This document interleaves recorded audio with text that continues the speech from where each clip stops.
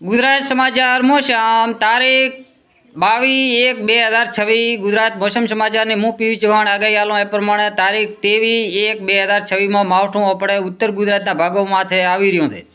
આ માવઠાની અસરે ઉત્તર ગુજરાતના જિલ્લાઓની વાત કરો તો બનાસકાંઠો, પાટણ અને થરાદ વાવ જિલ્લામાં કાંઠા વિસ્તારમાં પણ વરસાદ થશે।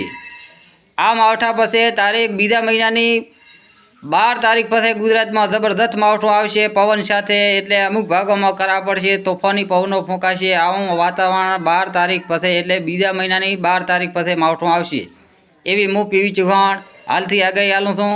આ માવઠું આવતીકાલે બપોર પછી માવઠું ભારે માત્રામાં વાદળછાયા વચ્ચે અમુક ભાગોમાં છૂટોછવાયો વરસાદ થશે, એટલે રાજસ્થાનના ભાગોમાં તો જબરદસ્ત માવઠું પસાર થવાનું છે। પછી ઠંડી પડશે। તારીખ 23 તારીખથી 27 તારીખ સુધી ગુજરાતના અનેક ભાગોમાં જબરદસ્ત ઠંડી પડશે, એમાં ઉત્તર ગુજરાતમાં વધુ પડતી ઠંડી પડશે।